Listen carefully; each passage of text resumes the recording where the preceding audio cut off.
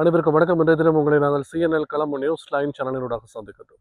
Colombo news line channel ஒவ்வொரு நாளும் நாட்டில் பேசுபொருளாக அமைகின்ற விடயங்கள் மாத்திரமல்லாமல் நாட்டில் மக்களிடையே அதிகமாக கருத்தாடல்களுக்கு உட்படுகின்ற விடயங்கள் தொடர்பில் உங்களுக்கு நாங்கள் தகவல்களையும் செய்திகளையும் கொண்டு வருகின்றோம். அதன் அடிப்படையில் இன்றைய தினமும் இவ்வாறு நாட்டில் பேசுபொருளாக அமைந்திருக்கின்ற விடயம் என்பதை விட நாட்டில் மிக முக்கியமாக தற்போது எதிர்பார்க்கப்படுகின்ற ஒரு விடயம் தொடர்பிலேயே நாங்கள் உங்களுக்கு தகவல்களை கொண்டு வருகின்றோம். அதன் அடிப்படையில் இன்றைய தினம் லஞ்ச ஊழல் மோசடிகள் ஆணைக்குழுவினுடைய தலைவர் ரங்க திசாநாயக்க முன்னாள் நீதவான் ஒரு மிக முக்கியமான கருத்தை இந்த தினம் வெளியிட்டிருந்தார். அதாவது எதிர்வரும் காலத்தில் லஞ்ச ஊழல் விசாரணை ஆணைக்குழுவினால் முன்னெடுக்கப்படுகின்ற விசாரணைகளை துரிதப்படுத்தவும் அதனூடாக குற்றவாளியாக்கப்படுகின்றவர்களுக்கான தண்டனைகளை விரைவில் வழங்கும் முகமாகவும் ஒரு புதிய பொறிமுறை ஒன்றை உருவாக்குவதற்கான திட்டம் ஒன்றை லஞ்ச ஊழல் திணைக்களம் தற்போது முன்னெடுத்து வருவதாக அவர் தெரிவித்திருக்கின்றார். இதன் அடிப்படையில் தற்போது நீதிச்சேவை ஆணைக்குழுவோடு இது தொடர்பில் பேசியிருப்பதாகவும் இதில் நீதிச்சேவை ஆணைக்குழுவினுடைய தலைவர் உயர்நீதிமன்றத்தினுடைய பிரதம நீதியரசர் இது தொடர்பிலே தமக்கு உரிய வாக்குறுதிகளை வழங்கியிருப்பதாகவும் இவர் நீதிச்சேவை ஆணைக்குழுவோடு கலந்துரையாட இது தொடர்பான தீர்மானங்களை மேற்கொண்டு அது தொடர்பான உறுதிமொழிகளை தமக்கு வழங்கியிருப்பதாகவும் இதன் போது லஞ்ச ஊழல் ஆணைக்குழுவினுடைய தலைவர் தெரிவித்திருக்கின்றார்.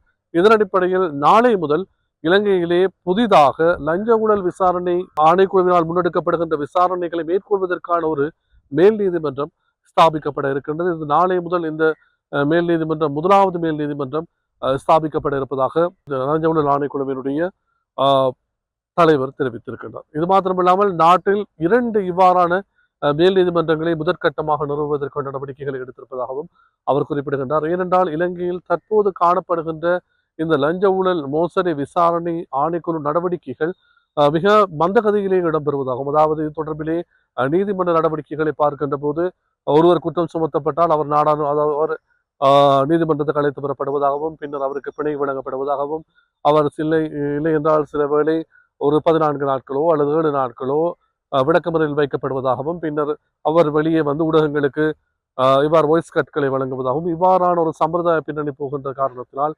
மக்களிடையே இந்த ஆணைக்குழு மீதான நம்பிக்கையும் ஓரளவு குறைவதற்கான வாய்ப்புகள் காணப்படுவதால் தாம் இவ்வாறானதொரு நடவடிக்கைக்கு செல்வது தொடர்பிலே உயர்நீதிமன்ற பிரதம நீதியரசரோடு கலந்துரையாடியதாகவும் அவர் நீதி சேவை ஆணைக்குழுவின் தலைவராக இருப்பதால் அவர் இது தொடர்பிலே தமது பச்சை சமிஞ்ஞையை காட்டியிருப்பதாகவும் இதன் அடிப்படையில் முதலாவது மேல் நீதிமன்றம் நாளை ஸ்தாபிக்கப்பட இருப்பதாகவும் இதனூடாக இதில் இந்த நீதிமன்றத்திலே முழுமையாக லஞ்ச ஊழல் விசாரணை ஆணைக்குழுவினால் தாக்கல் செய்யப்படுகின்ற வழக்குகள் மாத்திரமே விசாரணைக்கு உட்படுத்தப்பட இருக்கின்றன. இந்த விசேட மேல் நீதிமன்றங்கள் ஊடாக இதனூடாக உடனடியாக துரிதமாக வழக்கு விசாரணைகள் இடம்பெற்று குற்றவாளிகளுக்கு உரிய தண்டனைகள் வழங்கப்படுவதற்கும் அல்லது நிரபராதியாக இருந்தால் அது விடுவிக்கப்படுவதற்கும் நடவடிக்கைகள் முன்னெடுக்கப்பட இருப்பதாகவும் லஞ்ச ஊழல் ஆணைக்குழுவின் தலைவர் குறிப்பிட்டார். ஆகவே கடந்த 2024ஆம் ஆண்டிலே லஞ்ச ஊழல் விசாரணை ஆணைக்குழுவுக்கு 4000 முறைப்பாடுகள் மாத்திரமே கிடைக்கப்பட்டுள்ளதாகவும், ஆனால் தற்போது இந்த ஆண்டின் இதுவரையான காலப்பகுதியில் 4600க்கும் மேற்பட்ட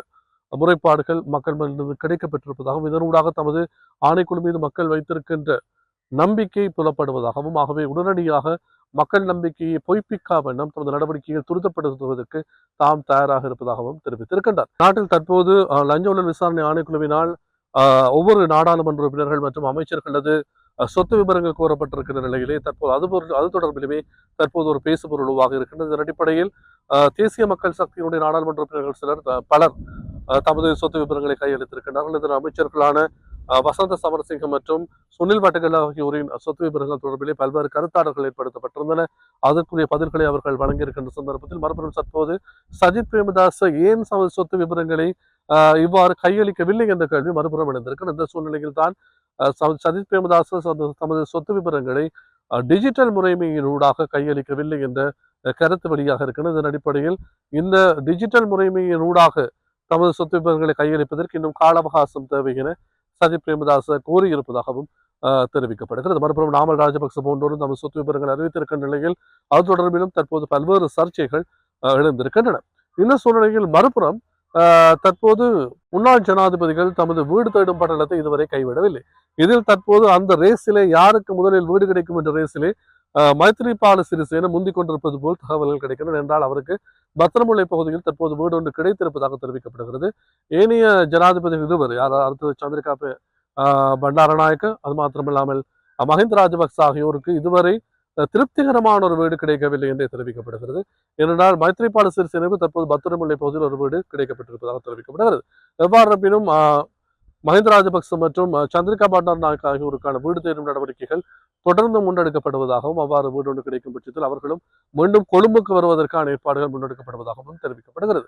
அது மாத்திரமல்லாமல் இந்த 3 ஜனாதிபதியும் இதுவரை முறையாக தமது வீடுகளை அரசாங்கத்திடம் கையளிக்கவில்லை என தெரிவிக்கப்படுகிறது. இன்னும் அவர்கள் கால அவகாசம் கோரியிருப்பார் என்றால் அதனுடைய ஏனைய பொருட்களை எடுப்பதற்கும் இன்னும் கால அவகாசம் கோரியிருப்பதாக தெரிவிக்கப்படுகிறது. ஆகவே முறையாக இதுவரை வீடுகள் கையளிக்கப்படவில்லை என அரசாங்க தரப்பிலும் தெரிவிக்கப்படுகிறது. எவ்வாறு இருப்பினும் இந்த பங்களாக்களுக்கான போட்டி தற்போதே ஆரம்பித்திருப்பதாகவும், பல அரசு நிறுவனங்களும் பல அமைச்சுக்களும் இந்த பங்களாக்களை தம்மிடம் கோரியிருப்பதாக அரசாங்க தரப்பினர் தகவல்கள் தெரிவிக்கின்றன.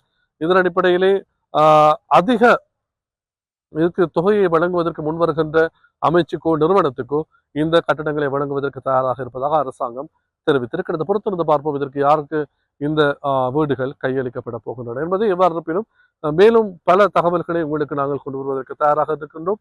நீங்கள் தொடர்ச்சியாக எங்களுடைய இந்த CNN கலாம் நியூஸ் டைம் தொகுப்பினூடாக இணைந்திருப்பதனூடாக உங்களுக்கு அந்த தகவல்களை கொண்டு வருவதற்கு நாங்கள் தயாராக இருக்கின்றோம். தொடர்ந்து இணைந்திருங்கள்.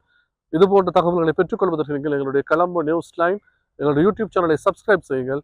தொடர்ச்சியாக எங்களுடன் இணைந்திருப்பது மூலம் இந்த தகவல்களை பெற்றுக்கொள்ள முடியும். மற்றும் ஒரு சந்திப்பில் உங்களை நாங்கள் சந்திக்கின்றோம். அதுவரை அனைவருக்கும் நன்றி, வணக்கம்.